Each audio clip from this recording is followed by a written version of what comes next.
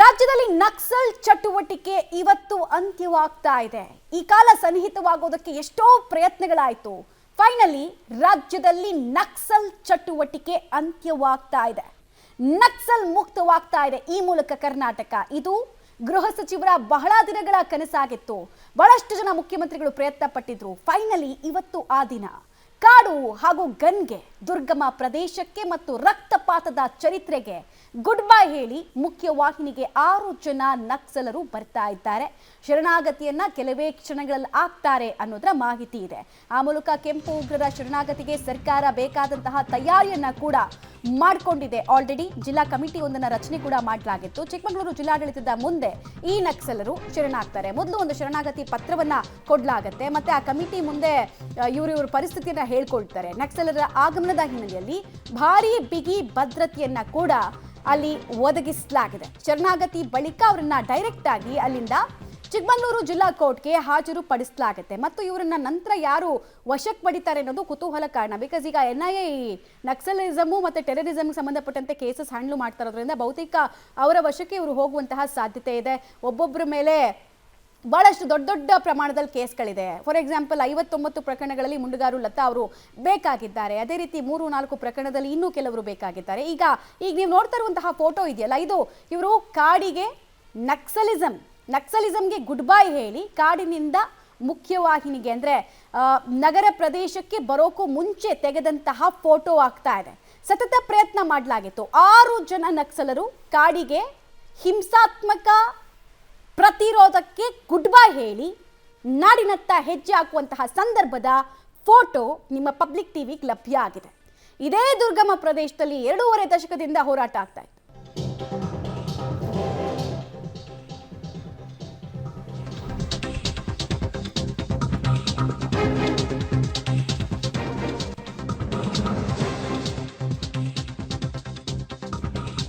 ಕಾಡಿನಲ್ಲಿ ಬ್ಯಾನರ್ ಕಟ್ಟಿ ಸಭೆಯನ್ನ ಕೂಡ ನಕ್ಸಲರ ತಂಡ ಇದಕ್ಕೂ ಮುಂಚೆ ನಡೆಸಿತ್ತು ಅನ್ನೋದು ಗೊತ್ತಾಗ್ತಾ ಇದೆ. ಪ್ರಮುಖವಾಗಿ ವೆಲ್ಕಮ್ ಬ್ಯಾನರ್ ಅನ್ನ ಕಟ್ಟಿ ಸಮಿತಿ ಸದಸ್ಯರು ಮತ್ತು ನಕ್ಸಲರ ನಡುವೆ ಸಭೆ ಆಗಿತ್ತು. ಇಲ್ಲಿ ಇವರನ್ನೆಲ್ಲ ಮುಖ್ಯವಾಹಿನಿ ಕರ್ಕೊಂಡು ಬರಬೇಕು ಅಂತ ಹೇಳಿ ಹಲವಾರು ಸಂಘಟನೆಗಳು ಮತ್ತು ಸದಸ್ಯರು ಪ್ರಯತ್ನವನ್ನು ಪಟ್ಟಿದ್ರು. ಸೊ ಅಲ್ಲಿ ಒಂದು ಮೀಟಿಂಗ್ ಕೂಡ ಕೂತಿದ್ರು ಅನ್ನೋದು ಗೊತ್ತಾಗ್ತಾ ಇದೆ. ಆ ಮೀಟಿಂಗ್ನಲ್ಲಿ ತಮ್ಮ ಬೇಡಿಕೆಯನ್ನು ಇದನ್ನ ಈಡೇರಿಸೋದಕ್ಕೆ ಸರ್ಕಾರ ಇಟ್ಟಿರುವ ಹೆಜ್ಜೆಗಳೇನು ಪರಸ್ಪರ ಕಮ್ಯುನಿಕೇಟ್ ಆಗಿದ್ದು ಯಶಸ್ವಿಯಾದ ಬೆನ್ನಲ್ಲೇ ಈಗ ನಿಮಗೆ ಇನ್ನೊಂದು ಫೋಟೋ ನಾವು ತೋರಿಸ್ತಾ ಇದ್ದೀವಿ ನೋಡಿ.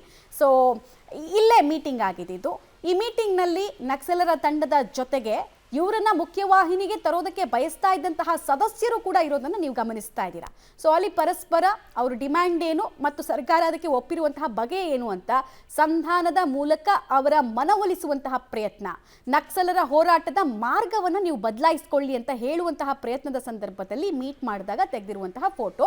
ಈಗ ಇನ್ನೊಂದಷ್ಟು ಫೋಟೋಗಳು ಕೂಡ ಬರ್ತಾ ಇದೆಯಲ್ಲ, ಇದೆಲ್ಲವೂ ಕೂಡ ಅವರು ಕಾಡಿಗೆ ಈ ಹಿಂಸಾತ್ಮಕ ಪ್ರತಿಭಟನೆಗೆ ರಕ್ತಚರಿತ್ರೆಗೆ ಗುಡ್ ಬೈ ಹೇಳಿ ವಾಪಸ್ ಆಗೋ ಸಂದರ್ಭ. ಓಕೆ, ಇನ್ನೊಂದು ಅಪ್ಡೇಟ್ ಇದೆ.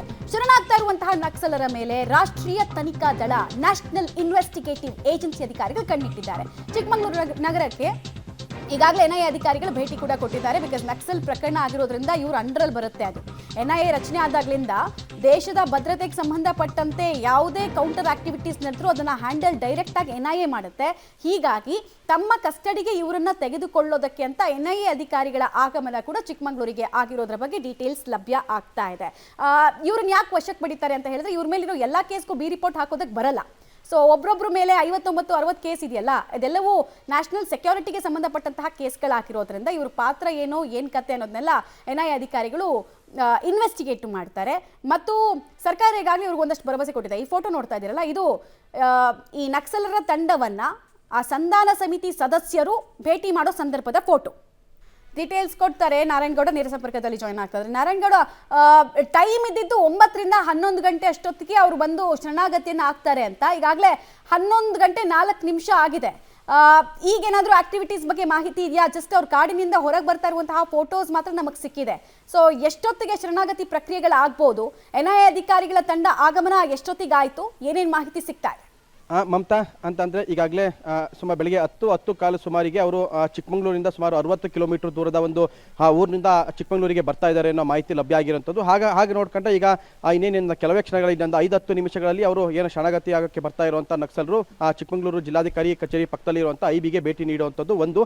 ಜೊತೆಗೆ ಈಗ NIA ಅಧಿಕಾರಿಗಳು ಕೂಡ ಅಂತಂದರೆ ಈಗಾಗಲೇ ಈ ಒಂದು ಪ್ರಕರಣಗಳು NIA ವ್ಯಾಪ್ತಿಗೆ ಒಳಪಡುವಂಥ ನಿಟ್ಟಿನಲ್ಲಿ ನಿನ್ನೆ ಸಂಜೆನೇ NIA ಅಧಿಕಾರಿಗಳು ಕೂಡ ಬಂದಿರುವಂಥದ್ದು. ಆದರೆ ಅವರು ಈ ಬಂದ ಮೇಲೆ ಈ ಪ್ರಕರಣಗಳನ್ನು ಅವರ ವಶಕ್ಕೆ ತಗೊಳ್ಳುವಂಥ ಸಾಧ್ಯತೆ ಕೂಡ ಇರುವಂಥದ್ದು. ಹಾಗಾಗಿ ಈಗ ನಕ್ಸಲರು ಶರಣಾಗತಿ ಆದಮೇಲೆ NIA ಅಧಿಕಾರಿಗಳ ಮುಂದಿನ ನಡೆ ಏನಿರುತ್ತೆ ಅನ್ನೋದು ಕೂಡ ಈ ಕ್ಷಣಕ್ಕೆ ಕುತೂಹಲ ಆಗಿರುವಂಥದ್ದು. ಯಾಕೆಂತಂದ್ರೆ ಈಗಾಗಲೇ ಕಳೆದ 2-3 ದಿನಗಳ ಹಿಂದಷ್ಟೇ ಏನು ಛತ್ತೀಸ್ಗಢದಲ್ಲಿ ಸುಮಾರು 80 ಯೋಧರು ಕೂಡ ಹುತಾತ್ಮ ಅಂದರೆ ನಕ್ಸಲರ ದಾಳಿಯಿಂದ ಹುತಾತ್ಮರಾಗಿರುವಂಥದ್ದು. ಮತ್ತೆ ಈ ಪ್ರಕರಣಗಳು ಅಂತಂದರೆ ನಕ್ಸಲರ ಪ್ರಕರಣಗಳು ಇವು NIA ಅಡಿನಲ್ಲಿ ಬರೋದ್ರಿಂದ ಈ ಶರಣಾಗತಿ ಆದ ನಂತರ NIA ಅಧಿಕಾರಿಗಳು ಅವರನ್ನ ವಶಕ್ಕೆ ಪಡಿತಾರಾ ಅನ್ನೋ ಒಂದು ಪ್ರಶ್ನೆ ಕೂಡ ಕಾಡ್ತಿರುವಂಥದ್ದು. ಯಾಕೆಂದರೆ ಅವರು ನಿನ್ನೆ ಸಂಜೆನೇ NIA ಅಧಿಕಾರಿಗಳು ಕೂಡ ಇಲ್ಲಿಗೆ ಬಂದಿರುವಂಥದ್ದು ಒಂದು. ಆದರೆ ಈಗ ನಮಗೆ ಮಾಜಿ ನಕ್ಸಲಾದಂಥ ಸಿರಿಮನೆ ನಾಗರಾಜ್ ಅವರು ಕೂಡ ನಮ್ಮ ಜೊತೆ ಮಾತನಾಡಿದ್ರು. ಅವರು ಕೂಡ ನಮಗೆ ಹೇಳಿದಂಥದ್ದು ಅಂತಂದರೆ ಕಳೆದ 1.5 ತಿಂಗಳಿಂದನೂ ಈ ಪ್ರೋಸೆಸ್ಸು ನಿರಂತರವಾಗಿತ್ತು. ಆದರೆ 2016-17ರಲ್ಲಿ ಏನು ಸಮಾಜದ ಮುಖ್ಯವಾಹಿನಿಗೆ ಬಂದರು ಸುಮಾರು 6ರಿಂದ 7 ಜನ ನಕ್ಸಲರು ಅವತ್ತಿದ್ದಂಥದ್ದು ಇದೇ ಕಾಂಗ್ರೆಸ್ ಸರ್ಕಾರ. ಅವತ್ತಿದ್ದಂಥ ಸರ್ಕಾರದಲ್ಲೂ ಕೂಡ ಸಮಾಜದ ಮುಖ್ಯವಾಹಿನಿಗೆ ಬಂದಂಥವರಿಗೆ ಏನು ಸರ್ಕಾರ ಒಂದು ಭರವಸೆ ನೀಡಿತ್ತು ಆ ಭರವಸೆಗಳಲ್ಲಿ ಬಹುತೇಕ ಭರವಸೆಗಳು ಈಡೇರಿಲ್ಲ. ಅದೇ ಕಾರಣಕ್ಕೆ ಈಗಿರುವಂಥ 6 ಜನನ್ನು ಕೂಡ ನಾವು ಸಮಾಜದ ಮುಖ್ಯವಾಹಿನಿಗೆ ಬರೋಕ್ಕೆ ತೀವ್ರವಾದಂಥ ಹಿಂದೇಟಾಗ್ತಿದ್ದಂಥದ್ದು ಅನ್ನೋದನ್ನು ಕೂಡ ಈಗ ಮಾಜಿ ನಕ್ಸಲರು ಅಂತಂದರೆ ನಕ್ಸಲರನ್ನ ಸಮಾಜದ ಮುಖ್ಯವಾಹಿನಿಗೆ ಕರೆತರಕ್ಕೆ ಪ್ರಯತ್ನ ಮಾಡಿದಂಥ ಮಾಜಿ ನಕ್ಸಲರೇ ಹೇಳಿದಂಥ ಮಾತು. ಆದರೆ ಯಾವಾಗ ಸಿದ್ದರಾಮಯ್ಯನವ್ರ ಜೊತೆ ಮೇಲಿಂದ ಮೇಲೆ ಸಭೆ ಮಾಡಿ ಅವರು ಇಲ್ಲ ನಾವು ಅವರಿಗೆ ಯಾವುದೇ ರೀತಿಯಾದಂಥ ಸಮಸ್ಯೆ ಮಾಡಲ್ಲ, ಅವ್ರ ಮೇಲಿನ ಪ್ರಕರಣಗಳನ್ನು ವಾಪಸ್ ತೆಗೆಯುವಂಥ ಪ್ರಕರಣಗಳನ್ನು ತೆಗೆದು ಅವರಿಗೆ ಆದಷ್ಟು ಬೇಗ ಬೇಲ್ ಸಿಗುವಂಥ ವ್ಯವಸ್ಥೆ ಕಲ್ಪಿಸ್ತೀವಿ ಅಂತ ಹೇಳಿದ ಮೇಲೆ ಈಗ ಸಮಾಜದ ಮುಖ್ಯವಾಹಿನಿಗೆ ಬರೋಕ್ಕೆ ಒಂದು ಮನಸ್ಸು ಮಾಡಿರುವಂಥದ್ದು. ಆದರೆ ಈಗ ಇರುವಂಥ ನಕ್ಸಲರದು ಕೂಡ ಪ್ರಮುಖ ಒಂದು ಬೇಡಿಕೆ ಒಂದು ಅವರಿಗೆ ಕೊಟ್ಟಿರುವಂಥ ಎಲ್ಲ ಭರವಸೆಗಳನ್ನು ಈಡೇರಿಸಬೇಕು ಅನ್ನೋದು ಒಂದು. ಮತ್ತೊಂದು ಈ ಹಿಂದೆ ಇದ್ದಂಥ ನಕ್ಸಲರಿಗೆ ಜೈಲಲ್ಲಿರುವಂಥ ನಕ್ಸಲರನ್ನು ಕೂಡ, ಏಕೆಂದರೆ ಮಮತಾ ಕೇರಳದಲ್ಲಿ ಚಿಕ್ಕಮಗಳೂರಿನ ನಕ್ಸಲರು ಕೇರಳದ ಜೈಲಿನಲ್ಲೂ ಇರುವಂಥದ್ದು, ಆಂಧ್ರ ಪ್ರದೇಶದ ಜೈಲಿನಲ್ಲೂ ಇರುವಂಥದ್ದು, ಚಿಕ್ಕಮಗಳೂರಿನ ಜೈಲಿನಲ್ಲೂ ಇದ್ದಾರೆ. ಆದರೆ ನಕ್ಸಲರು ಇಷ್ಟಕ್ಕೆ ಸುಮ್ಮನಾಗ್ತಿಲ್ಲ. ಅವರಿಗೆ ಈಗ ಯಾರ್ಯಾರು ಜೈಲಿನಲ್ಲಿದ್ದಾರೆ ಅವರೆಲ್ಲರನ್ನೂ ಕೂಡ ಆದಷ್ಟು ಬೇಗ ಸಿದ್ದರಾಮಯ್ಯನವರು ಎಲ್ಲ ಸರ್ಕಾರಗಳ ಜೊತೆ ಮಾತನಾಡಿ ಎಲ್ಲ ರಾಜ್ಯಗಳ ಜೊತೆ ಮಾತನಾಡಿ ಅವರನ್ನು ಸಹ ಹೊರಗಡೆ ಕರ್ಕೊಂಡ್ಬರ್ಬೇಕು ಅನ್ನೋದು ಅವರ ಈಗ ಪ್ರಮುಖ ಬೇಡಿಕೆ ಆಗಿರುವಂಥದ್ದು. ಮಮತಾ, ಶಸ್ತ್ರಾಸ್ತ್ರಗಳ ಜೊತೆಗೆ ಶರಣಾಗತಿಯನ್ನ ಬಯಸಿದ್ದಾರಾ ಅಥವಾ ಶಸ್ತ್ರಾಸ್ತ್ರಗಳು ಇಲ್ಲದೆ ಬರ್ತಾ ಇದ್ದಾರೆ? ಅದ್ರ ಬಗ್ಗೆ ಏನಾದರೂ ಮಾಹಿತಿ ಇದೆಯಾ ಇಲ್ಲಿ ತನಕ ನಾರಾಯಣಗೌಡ?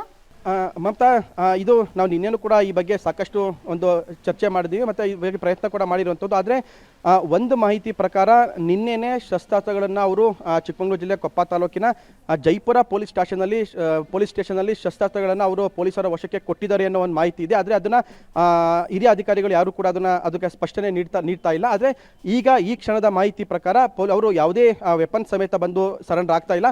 ವಿತೌಟ್ ವೆಪನ್ ಅವರು ಏನು ಸಮಿತಿ ಸದಸ್ಯರೇನಿದ್ದಾರೆ ಅವ್ರ ಜೊತೆ ಬಂದು ಸರೆಂಡರ್ ಆಗುವಂಥದ್ದು. ಆದರೆ ಒಂದು ಮಾಹಿತಿ ಪ್ರಕಾರ ನಿನ್ನೆ ವೆಪನ್ಸ್ಗಳು ಸರೆಂಡರ್ ಆಗಿದೆ ಅನ್ನೋ ಮಾಹಿತಿ ಲಭ್ಯ ಆಗಿರುವಂಥದ್ದು. ಮಮತಾ, ಧನ್ಯವಾದ ನಾರಾಯಣಗೌಡ ತಮ್ಮ ಮಾಹಿತಿಗಾಗಿ.